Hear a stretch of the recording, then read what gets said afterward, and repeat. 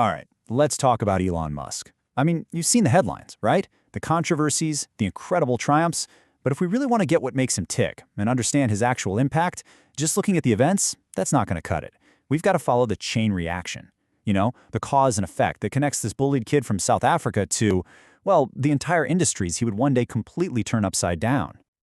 So, that really brings us to the big question, doesn't it? How did one person manage to forever change cars, space, and the internet? It's not just about listing the companies he built. Nope. It's about how those early life experiences directly fueled the logic behind everything he did later. So let's connect those dots. And to really get it, you've got to start at the very beginning. I mean, you can't understand where someone's going if you don't know where they came from. Because honestly, everything that came later, from PayPal all the way to his dreams of Mars, it's all rooted in the stuff that shaped his mind when he was young. Okay, so the first big piece of the puzzle. He had a really tough childhood. We're talking intense, relentless bullying that led to him feeling pretty isolated. And when you're a kid and you can't connect with your peers, what do? Well, for him, he turned inward. He connected with books, with computers, and with these huge, grand ideas he found in science fiction. And the effect of all that isolation was, well, it was profound. It didn't break him. Instead, it seems to have forged this obsessive, almost non-stop work ethic. And it also created this deep-seated drive to escape, to get beyond Earth's limitations. This wasn't just some quirky daydream. This was literally the philosophical seed for what would eventually become SpaceX. Now, the second major factor was his environment at home. His father was an engineer, so he literally grew up surrounded by technical talk, by problem solving. But at the same time, he felt completely boxed in by apartheid-era South Africa. He knew the opportunities he was chasing just weren't there, so he left for North America. So what was the effect of that big move? Well, it did two things. First, it cemented that self-taught, first principles way of thinking about technology, breaking problems down to their absolute basics. And second, it gave him this incredible appetite for risk. I mean, think about it. Leaving your home, starting over from scratch, that teaches you a thing or two about survival, and that lesson would end up defining his entire approach to business. So picture this. He's got this unique mindset, this hunger for risk, and he lands right in the middle of Silicon Valley. Now, those huge ambitions of his, space, energy, they needed fuel, lots of it. And he realized the fastest way to get that fuel, that capital, wasn't by building rockets right away. It was software. This is where he laid the foundation for, well, everything else. And man, did he move fast. Just look at this timeline. 1995, he starts a company called Zip2. 4 years later, he sells it and immediately co-founds X.com. A year after that, X.com merges to become what we all know as PayPal. And then boom, by 2002, eBay buys PayPal. We're talking about just 7 years to go from a total newcomer to a legit tech millionaire. That's lightning fast. $180 million. Just let that number sink in. For pretty much anyone else on the planet, that's it. That's the end goal. You've made it. But for Musk, this wasn't a retirement fund. Oh no, this was seed money. This was the rocket fuel he needed to finally go after those impossible ideas from his childhood. And this, right here, is where the story gets absolutely wild. Instead of playing it safe, diversifying his investments like any sane financial advisor would tell you to do, he takes that entire fortune, all of it, and plows it into industries that are basically famous for one thing: burning through cash and ending in spectacular failure. He goes all in. On space with SpaceX, on cars with Tesla, and on energy with SolarCity. And look, these weren't just risky bets. These were what people called graveyard industries, where entire nations and massive corporations had struggled for decades. He was literally risking total, complete, personal bankruptcy. So you have to ask, why? What on earth was driving him to do this? Well, for SpaceX, you can draw a straight line right back to that sci-fi loving kid.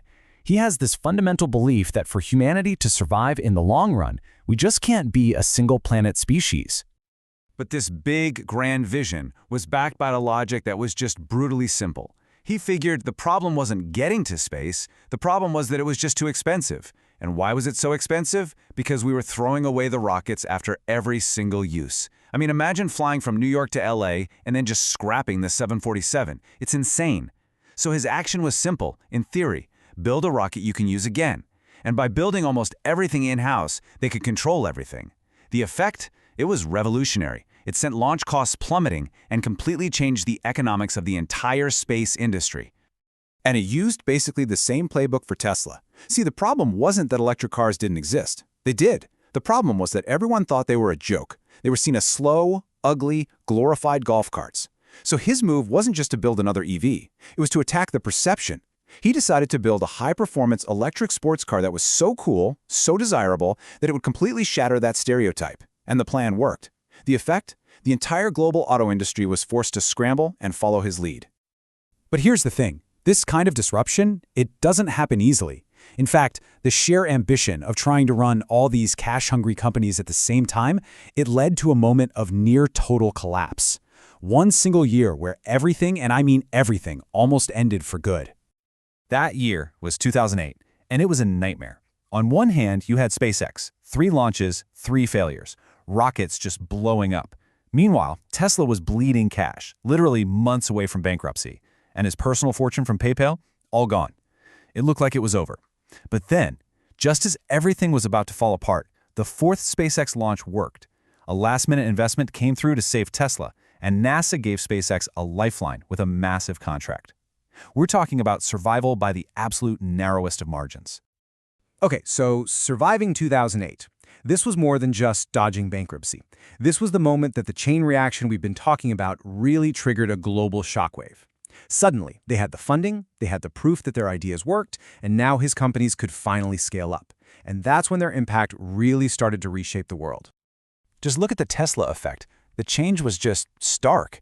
Before Tesla really hit its stride, EVs were considered a niche, a joke by the big automakers. After Tesla, practically every single major car company on Earth announced they were shifting to an all-electric future. The whole game changed. And we saw that exact same pattern with SpaceX. Before, space exploration was basically the exclusive playground of governments, using incredibly expensive one-and-done rockets. Now, reusability is the new standard. There's a booming commercial space industry that just didn't exist before. And it exists largely because SpaceX went out and proved it could be done. This all leads to a completely new geopolitical reality, one that we're still trying to figure out. For all of history, only nations could control globe-spanning communications networks. But now, with Starlink, a single private company can beam internet down to anywhere on the planet. It can influence wars. It can force governments to rely on its technology. That is a fundamental shift in global power. And that brings us right up to today, because this chain reaction, this cause and effect story, it's not over. It's still unfolding right now. And looking at this whole journey isn't just a history lesson. It's really about understanding the forces and the people who are actively building the world of tomorrow. When you look at it, his influence now touches almost every critical part of our modern lives. Transport, energy, space, AI, communications, the list goes on. He's become this symbol, and you can decide if it's for good or for bad, of how one incredibly determined person can trigger these huge technological leaps. And that forces all of us to have a really important conversation about the power and the responsibility that comes with that kind of influence. You know, one analysis I read put it perfectly. It said he's not just a builder, he's a force multiplier, a catalyst. What that means is his actions don't just create a new thing, they force entire established industries to speed up, to think bigger, and that accelerates the pace of change for everybody. And so all of this leaves us with a really big and, I think, crucial question for our time. The story of Elon Musk proves that it's no longer just nations or governments that have the power to reshape civilization on a global scale. Individuals can now do it. So as that power continues to grow in the hands of a few, what are the new rules? What are our collective responsibilities in this new age of the individual disruptor?